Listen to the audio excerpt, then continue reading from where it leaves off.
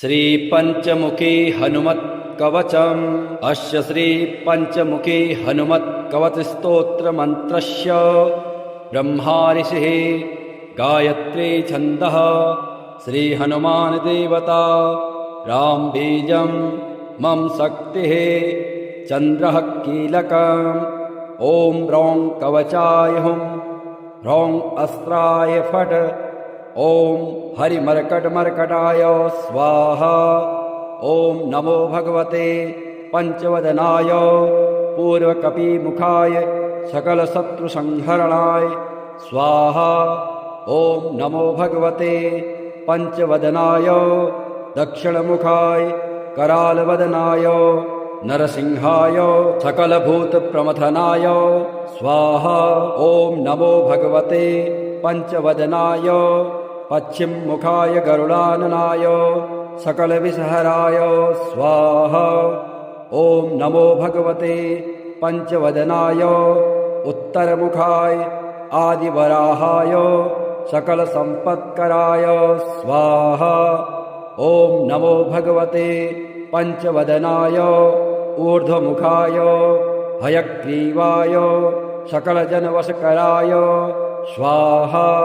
श्री पंचमुखी हनुमत कवच स्तोत्रस्य श्रीरामचंद्र ऋषिः अनुष्टुप् छन्दः श्रीरामचंद्रो देवता सीता इति बीजं हनुमानीति शक्तिः हनुमत्प्रीत्यर्थे पाठे विनियोगः।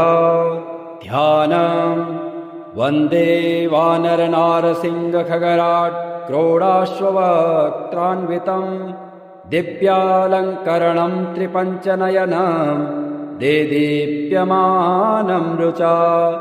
हस्ताब्जैरसिकेटपुस्तकसुधा कुम्भाङ्कुशाद्रिम्हलं खट्वाङ्गं फणिभूरुहं दशभुजं सर्वारिवीरापहम्।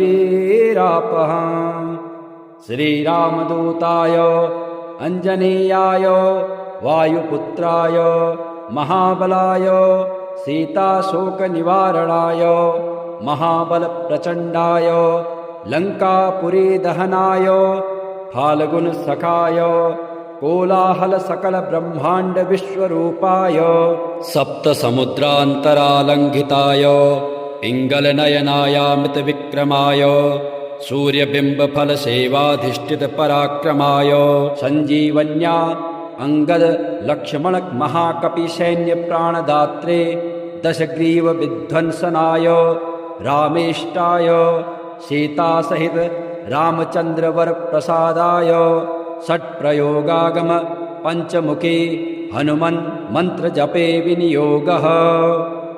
ओम हरिमर्कटमर्कटाय स्वाहा।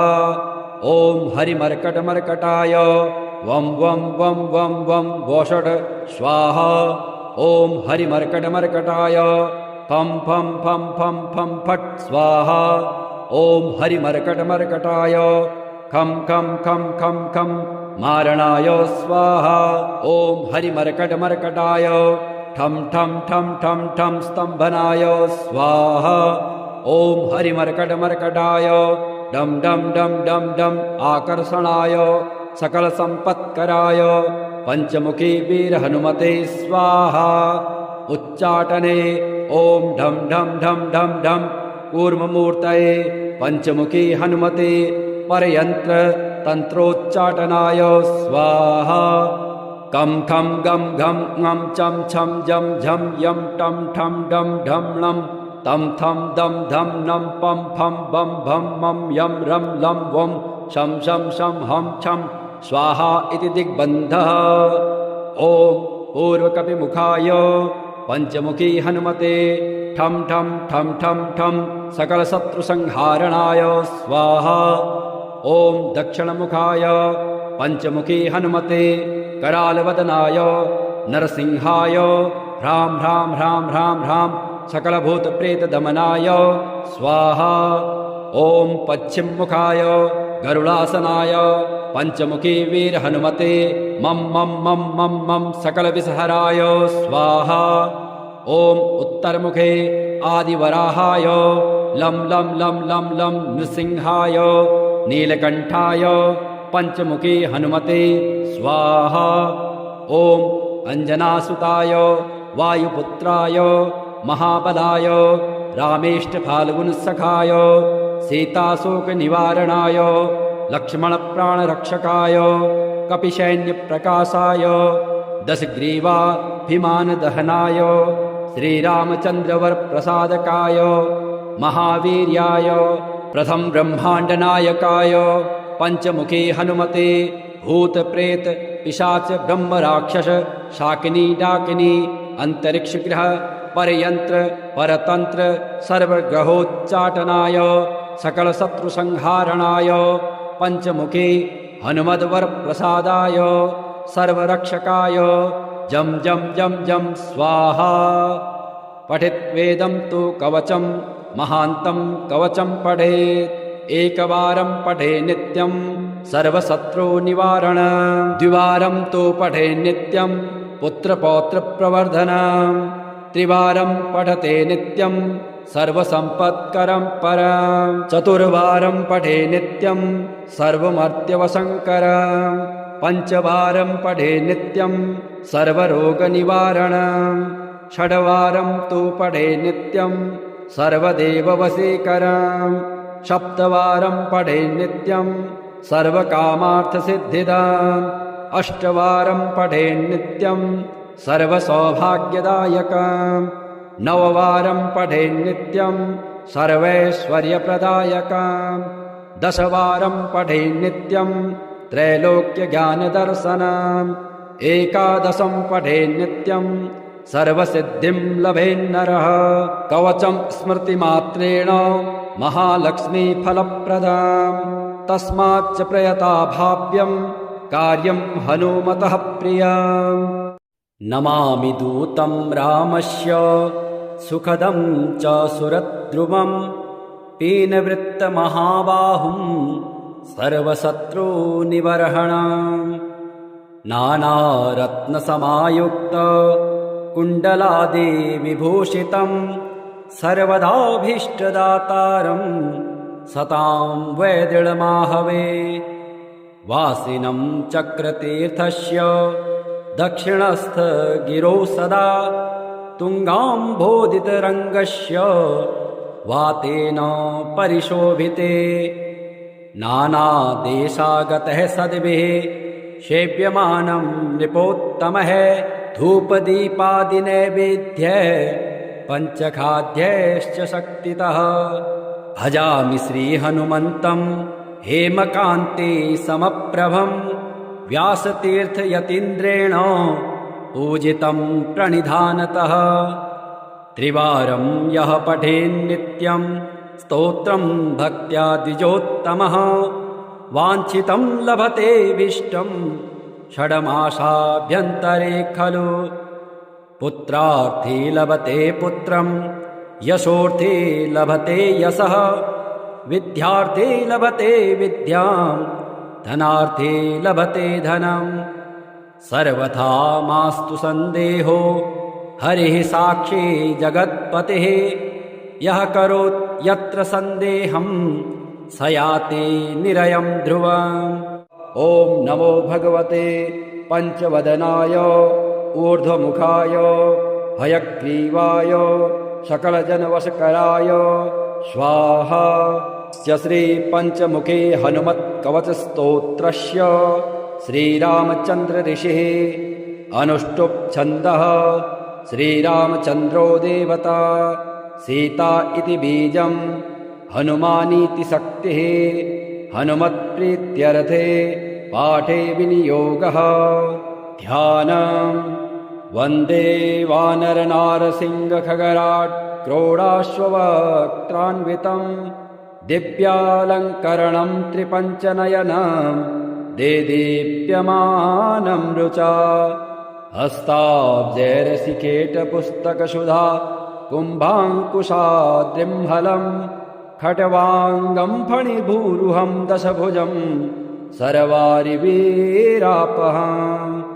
श्रीरामदूताय अंजनेयाय वायुपुत्राय महाबलाय सीताशोकनिवारणाय महाबलप्रचण्डाय लङ्कापुरीदहनाय फाल्गुनसखाय कोलाहलसकलब्रह्माण्डविश्वरूपाय सप्तसमुद्रान्तरालङ्घिताय पिङ्गलनयनायामृतविक्रमाय सूर्यबिम्बफलसेवाधिष्ठितपराक्रमाय सञ्जीवन्या अङ्गदलक्ष्मणमहाकपिसैन्यप्राणदात्रे दशग्रीवविध्वंसनाय रामेष्टाय सीतासहित रामचन्द्रवरप्रसादाय षट्प्रयोगागम पञ्चमुखी हनुमन् मन्त्रजपे विनियोगः। ॐ हरिमर्कटमर्कटाय स्वाहा। ॐ हरिमर्कटमर्कटाय वं वं वं वं वं वषट् स्वाहा। ॐ हरिमर्कटमर्कटाय फं फं फं फं फं फट् स्वाहा। ॐ हरिमर्कटमर्कटाय खं खं खं खं खं मारणाय स्वाहा। ॐ हरिमर्कटमर्कटाय ठं ठं ठं ठं ठं स्तम्भनाय स्वाहा। ॐ हरिमर्कटमर्कटाय डं डं डं डं डं आकर्षणाय सकलसम्पत्कराय पञ्चमुखी वीरहनुमते स्वाहा। उच्चाटने ॐ ढं ढं ढं ढं ढं कूर्ममूर्तये पञ्चमुखी हनुमते परयन्त्र तन्त्रोच्चाटनाय स्वाहा। कं खं गं घं ङं चं छं जं झं यं टं ठं डं ढं णं तं थं दं धं नं पं फं बं भं मं यं रं लं वं शं शं शं हं छं स्वाहा इति दिग्बन्धः। ॐ पूर्वकपिमुखाय पञ्चमुखी हनुमते ठं ठं ठं ठं ठं सकलशत्रुसंहारणाय स्वाहा। ॐ दक्षिणमुखाय पञ्चमुखी हनुमते करालवदनाय नरसिंहाय ह्रां ह्रां ह्रां ह्रां ह्रां सकलभूतप्रेतदमनाय स्वाहा। ॐ पश्चिममुखाय गरुडासनाय पञ्चमुखी वीरहनुमते मं मं मं मं मं सकलविषहराय स्वाहा। ॐ उत्तरमुखे आदिवराहाय लं लं लं लं लं नृसिंहाय नीलकण्ठाय पञ्चमुखी हनुमते स्वाहा।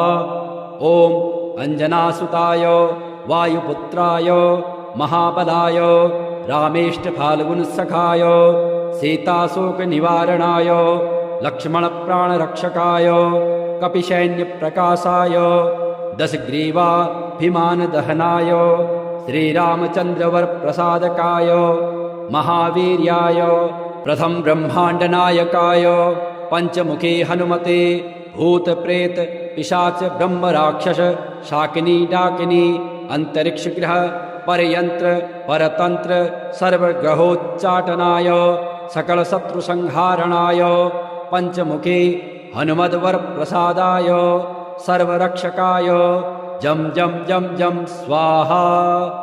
पठित्वेदं तु कवचं महान्तं कवचं पठेत् एकवारं पठे नित्यं सर्वशत्रुनिवारण द्विवारं तु पठे नित्यं पुत्रपौत्रप्रवर्धनं त्रिवारं पठते नित्यं सर्वसम्पत्करं परं चतुर्वारं पठे नित्यं सर्वमर्त्यवशङ्करं पञ्चवारं पठे नित्यं सर्वरोगनिवारणं षड्वारं तु पठे नित्यं सर्वदेववशीकरं सप्तवारं पठे नित्यं सर्वकामार्थसिद्धिदाम् अष्टवारं पठे नित्यं सर्वसौभाग्यदायकम् नववारं पठे नित्यं सर्वैश्वर्यप्रदायकम् दशवारं पठे नित्यं त्रैलोक्यज्ञानदर्शनम् एकादशं पठे नित्यं सर्वसिद्धिं लभेन्नरः कवचं स्मृतिमात्रेण महालक्ष्मीफलप्रदाम् तस्माच्च प्रयता भाव्यं कार्यं हनुमतः प्रियम् नमामि दूतं रामस्य सुखदं च सुरद्रुमं पीनवृत्तमहाबाहुं सर्वशत्रुनिबर्हणम् नानारत्नसमायुक्त कुण्डलादिविभूषितं सर्वदाभीष्टदातारं सतां वैदिळमाहवे वासिनं चक्रतीर्थस्य दक्षिणस्थ गिरौ सदा तुङ्गाम्भोदितरङ्गस्य वातेन परिशोभिते नानादेशागतः सद्भिः सेव्यमानं नृपोत्तमः धूपदीपादिनैवेद्यः पञ्चखाद्यैश्च शक्तितः भजामि श्रीहनुमन्तं हेमकान्ते समप्रभं व्यासतीर्थयतीन्द्रेण पूजितं प्रणिधानतः त्रिवारं यः पठेन्नित्यं स्तोत्रं भक्त्या द्विजोत्तमः वाञ्छितं लभतेऽभीष्टं षड्मासाभ्यन्तरे खलु पुत्रार्थी लभते पुत्रं यशोऽर्थी लभते यशः विद्यार्थी लभते विद्यां धनार्थी लभते धनम् सर्वथा मास्तु सन्देहो हरिः साक्षी जगत्पतिः यः करोत् यत्र सन्देहं स याति निरयं ध्रुवम् ॐ नमो भगवते पञ्चवदनाय ऊर्ध्वमुखाय हयग्रीवाय सकलजनवशकराय स्वाहा श्रीपञ्चमुखे हनुमत्कवचस्तोत्रस्य श्रीरामचन्द्र ऋषिः अनुष्टुप् छन्दः श्रीरामचन्द्रो देवता सीता इति बीजं हनुमानीति शक्तिः हनुमत्प्रीत्यर्थे पाठे विनियोगः ध्यानम् वन्दे वानरनारसिंहखगराट् क्रोडाश्ववक्त्रान्वितं दिव्यालङ्करणं त्रिपञ्चनयनं देदीप्यमानं रुचा हस्ताब्जैरसिकेटपुस्तकसुधा कुम्भाङ्कुशाद्रिम्हलं खट्वाङ्गं फणिभूरुहं दशभुजं सर्वारिवीरापहम् श्रीरामदूताय अञ्जनेयाय वायुपुत्राय महाबलाय सीताशोकनिवारणाय महाबलप्रचण्डाय लङ्कापुरीदहनाय फाल्गुनसखाय कोलाहलसकलब्रह्माण्डविश्वरूपाय सप्तसमुद्रान्तरालङ्घिताय पिङ्गलनयनायामृतविक्रमाय सूर्यबिम्बफलसेवाधिष्ठितपराक्रमाय सञ्जीवन्या अङ्गदलक्ष्मणमहाकपिसैन्यप्राणदात्रे दशग्रीवविध्वंसनाय रामेष्टाय सीतासहित रामचन्द्रवरप्रसादाय षट्प्रयोगागम पञ्चमुखी हनुमन् मन्त्रजपे विनियोगः ॐ हरिमर्कटमर्कटाय स्वाहा ॐ हरिमर्कटमर्कटाय वं वं वं वं वं वषट् स्वाहा ॐ हरिमर्कटमर्कटाय फं फं फं फं फं फट् स्वाहा ॐ हरिमर्कटमर्कटाय खं खं खं खं खं मारणाय स्वाहा ॐ हरिमर्कटमर्कटाय ठं ठं ठं ठं ठं स्तम्भनाय स्वाहा ॐ हरिमर्कटमर्कटाय डं डं डं डं डं आकर्षणाय सकलसम्पत्कराय पञ्चमुखी वीरहनुमते स्वाहा उच्चाटने ॐ ढं ढं ढं ढं ढं कूर्ममूर्तये पञ्चमुखी हनुमते परयन्त्र तन्त्रोच्चाटनाय स्वाहा कं खं गं घं ङं चं छं जं झं यं टं ठं डं ढं लं तं थं दं धं नं पं फं बं भं मं यं रं लं वं शं शं शं हं छं स्वाहा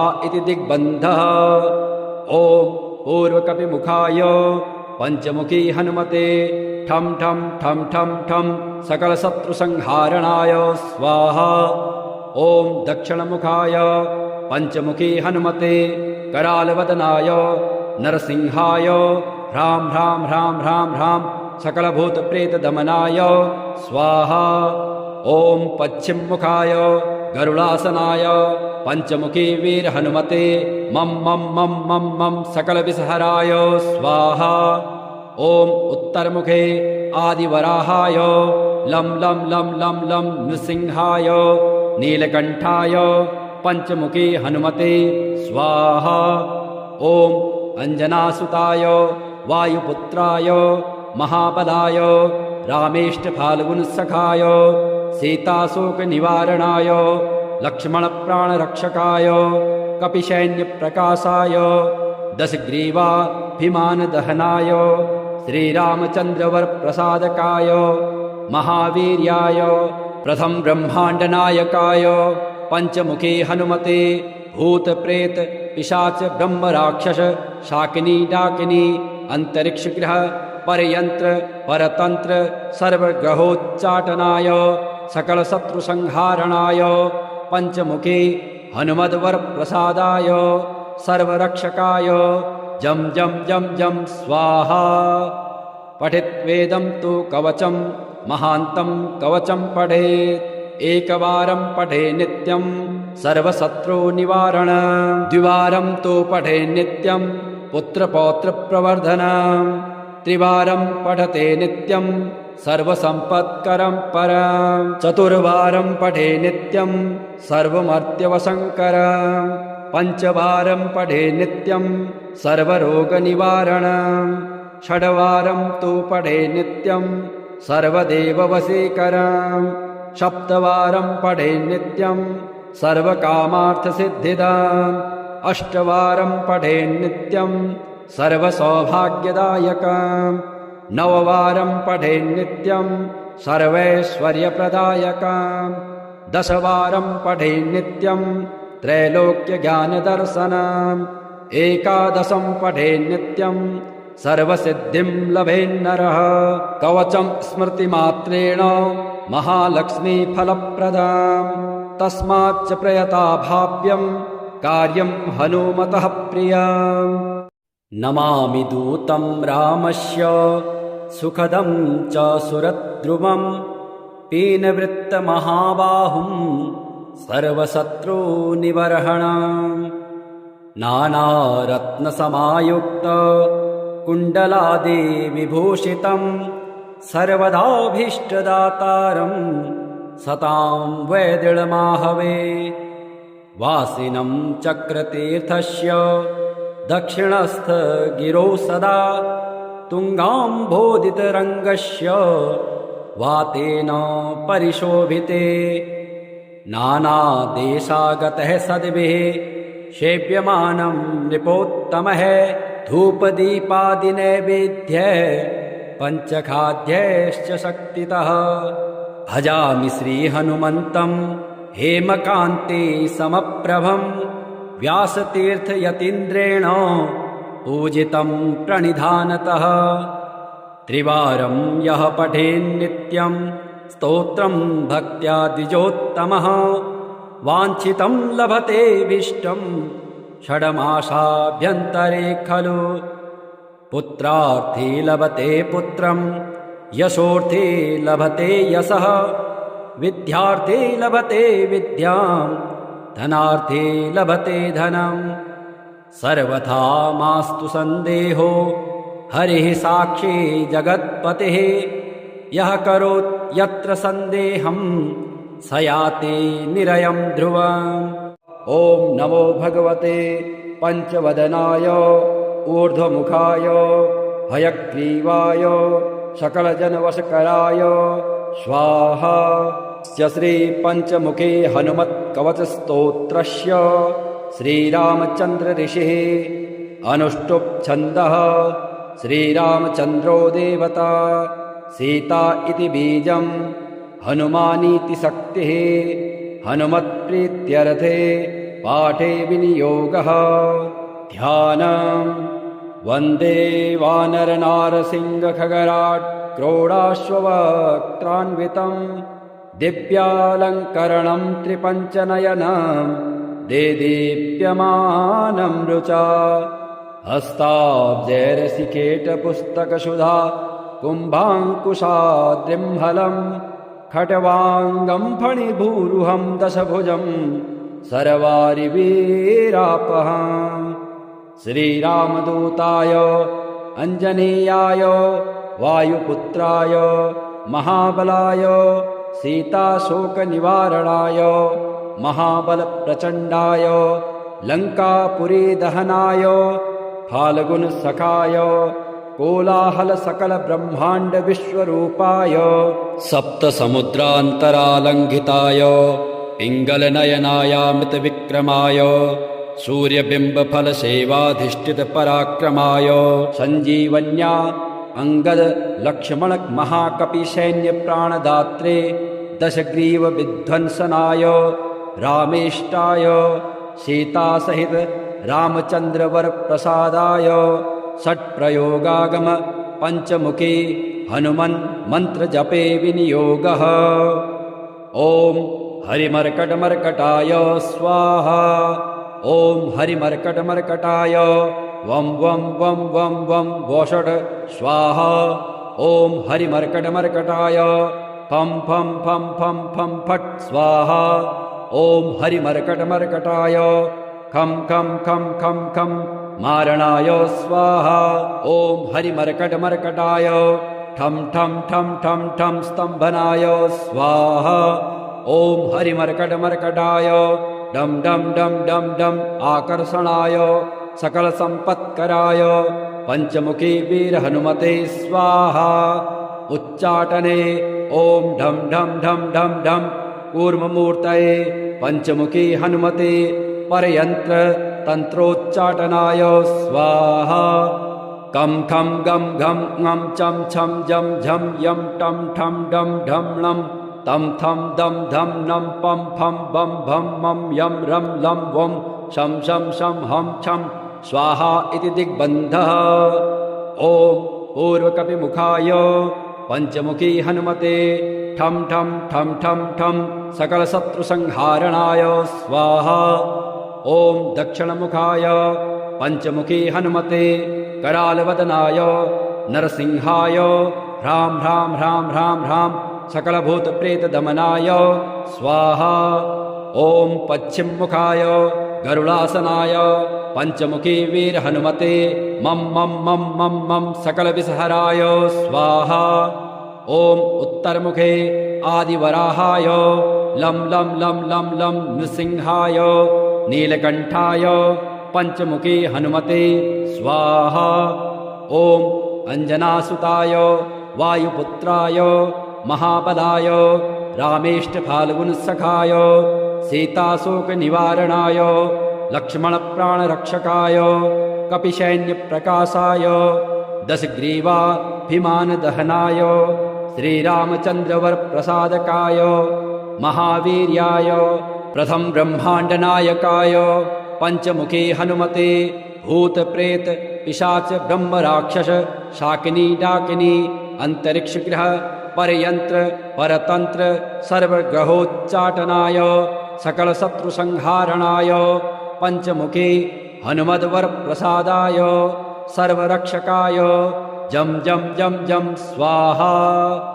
पठित्वेदं तु कवचं महान्तं कवचं पठेत् एकवारं पठे नित्यं सर्वशत्रुनिवारण द्विवारं तु पठे नित्यं पुत्रपौत्रप्रवर्धनं त्रिवारं पठते नित्यं सर्वसम्पत्करं परं चतुर्वारं पठे नित्यं सर्वमर्त्यवशङ्करं पञ्चवारं पठे नित्यं सर्वरोगनिवारणं षड्वारं तु पठे नित्यं सर्वदेववशीकरं सप्तवारं पठे नित्यं सर्वकामार्थसिद्धिदाम् अष्टवारं पठे नित्यं सर्वसौभाग्यदायकं नववारं पठे नित्यं सर्वैश्वर्यप्रदायकं दशवारं पठे नित्यं त्रैलोक्यज्ञानदर्शनम् एकादशं पठे नित्यं सर्वसिद्धिं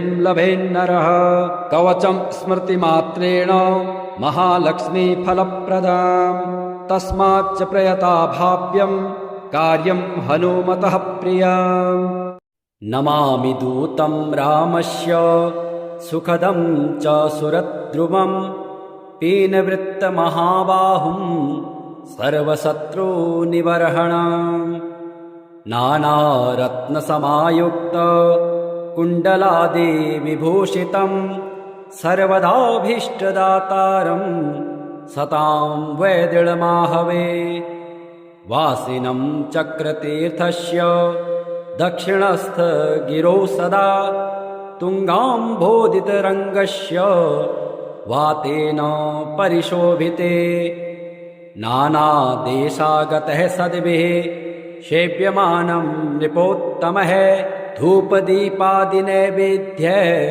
पञ्चखाद्यैश्च शक्तितः भजामि श्रीहनुमन्तं हेमकान्ते समप्रभं व्यासतीर्थयतीन्द्रेण पूजितं प्रणिधानतः त्रिवारं यः पठेन्नित्यं स्तोत्रं भक्त्या द्विजोत्तमः वाञ्छितं लभतेऽभीष्टं षड्मासाभ्यन्तरे खलु पुत्रार्थी लभते पुत्रं यशोऽर्थी लभते यशः विद्यार्थी लभते विद्यां धनार्थी लभते धनम् सर्वथा मास्तु सन्देहो हरिः साक्षी जगत्पतिः यः करोत् यत्र सन्देहं स याति निरयं ध्रुवम् ॐ नमो भगवते पञ्चवदनाय ऊर्ध्वमुखाय हयग्रीवाय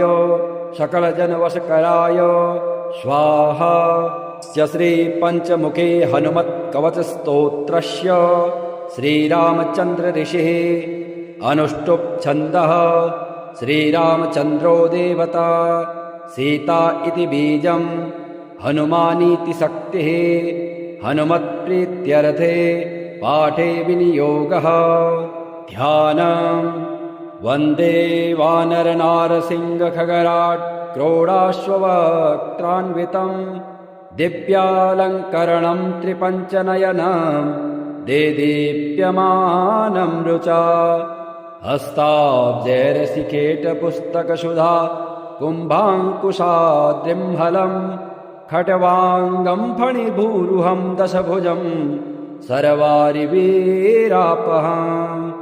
श्रीरामदूताय अञ्जनेयाय वायुपुत्राय महाबलाय सीताशोकनिवारणाय महाबलप्रचण्डाय लङ्कापुरीदहनाय फाल्गुनसखाय कोलाहलसकलब्रह्माण्डविश्वरूपाय सप्तसमुद्रान्तरालङ्घिताय पिङ्गलनयनायामृतविक्रमाय सूर्यबिम्बफलसेवाधिष्ठितपराक्रमाय सञ्जीवन्या अङ्गदलक्ष्मणमहाकपिसैन्यप्राणदात्रे दशग्रीवविध्वंसनाय रामेष्टाय सीतासहित रामचन्द्रवरप्रसादाय षट्प्रयोगागम पञ्चमुखी हनुमन् मन्त्रजपे विनियोगः ॐ हरिमर्कटमर्कटाय स्वाहा ॐ हरिमर्कटमर्कटाय वं वं वं वं वं वोषट् स्वाहा ॐ हरिमर्कटमर्कटाय फं फं फं फं फं फट् स्वाहा ॐ हरिमर्कटमर्कटाय खं खं खं खं खं मारणाय स्वाहा ॐ हरिमर्कटमर्कटाय ठं ठं ठं ठं ठं स्तम्भनाय स्वाहा ॐ हरिमर्कटमर्कटाय डं डं डं डं डं आकर्षणाय सकलसम्पत्कराय पञ्चमुखी वीरहनुमते स्वाहा उच्चाटने ॐ ढं ढं ढं ढं ढं कूर्ममूर्तये पञ्चमुखी हनुमते परयन्त्र तन्त्रोच्चाटनाय स्वाहा कं खं गं घं ङं चं छं जं झं यं टं ठं डं ढं लं तं थं दं धं नं पं फं बं भं मं यं रं लं वं शं शं शं हं छं स्वाहा इति दिग्बन्धः ॐ पूर्वकपिमुखाय पञ्चमुखी हनुमते ठं ठं ठं ठं ठं सकलशत्रुसंहारणाय स्वाहा ॐ दक्षिणमुखाय पञ्चमुखी हनुमते करालवदनाय नरसिंहाय ह्रां ह्रां ह्रां ह्रां ह्रां सकलभूतप्रेतदमनाय स्वाहा ॐ पश्चिममुखाय गरुडासनाय पंचमुखी वीर हनुमते मम मम मम मम मम सकल विषहराय स्वाहा। ओम उत्तरमुखे आदिवराहाय लं लं लं लं लं नृसिंहाय नीलकंठाय पंचमुखी हनुमते स्वाहा। ओम अंजनासुताय वायुपुत्राय महाबलाय रामेष्टफाल्गुनसखाय सीताशोकनिवारणाय लक्ष्मणप्राणरक्षकाय कपिसैन्यप्रकाशाय दशग्रीवाभिमानदहनाय श्रीरामचन्द्रवरप्रसादकाय महावीर्याय प्रथम ब्रह्माण्डनायकाय पंचमुखी हनुमते भूतप्रेत पिशाच ब्रह्मराक्षस शाकिनी डाकिनी अंतरिक्षग्रह परयंत्र परतंत्र सर्वग्रहोच्चाटनाय सकल शत्रु संहारणाय पंचमुखी हनुमद्वर प्रसादाय सर्वरक्षकाय जम जम जम जम स्वाहा। पठित वेदं तु कवचं महान्तं कवचं पठेत् एकवारं पठे नित्यं सर्वशत्रुनिवारण द्विवारं तु पठे नित्यं पुत्रपौत्रप्रवर्धनं त्रिवारं पठते नित्यं सर्वसम्पत्करं परं चतुर्वारं पठे नित्यं सर्वमर्त्यवशङ्करं पंचवारं पठे नित्यं सर्वरोगनिवारणं षड्वारं तु पठे नित्यं सर्वदेववशीकरं सप्तवारं पठे नित्यं सर्वकामार्थसिद्धिदाम् अष्टवारं पठे नित्यं सर्वसौभाग्यदायकं नववारं पठे नित्यं सर्वैश्वर्यप्रदायकं दशवारं पठे नित्यं त्रैलोक्यज्ञानदर्शनम् एकादशं पठे नित्यं सर्वसिद्धिं लभेन्नरः कवचं स्मृतिमात्रेण महालक्ष्मीफलप्रदाम् तस्माच्च प्रयता भाव्यं कार्यं हनुमतः प्रियम् नमामि दूतं रामस्य सुखदं च सुरद्रुमं पीनवृत्तमहाबाहुं सर्वशत्रुनिबर्हणम् नानारत्नसमायुक्त कुण्डलादिविभूषितं सर्वदाभीष्टदातारं सतां वैदृढमाहवे वासिनं चक्रतीर्थस्य दक्षिणस्थ गिरौ सदा तुङ्गाम्भोदितरङ्गस्य वातेन परिशोभिते नानादेशागतः सद्भिः सेव्यमानं नृपोत्तमः धूपदीपादिनैवेद्यः पञ्चखाद्यैश्च शक्तितः भजामि श्रीहनुमन्तं हेमकान्ते समप्रभं व्यासतीर्थयतीन्द्रेण पूजितं प्रणिधानतः त्रिवारं यः पठेन्नित्यं स्तोत्रं भक्त्या द्विजोत्तमः वाञ्छितं लभते विष्टं षड्मासाभ्यन्तरे खलु पुत्रार्थी लभते पुत्रं यशोर्थी लभते यशः विद्यार्थी लभते विद्यां धनार्थी लभते धनं सर्वथा मास्तु सन्देहो हरिः साक्षी जगत्पतिः यः करोत् यत्र सन्देहं स याति निरयं ध्रुवम्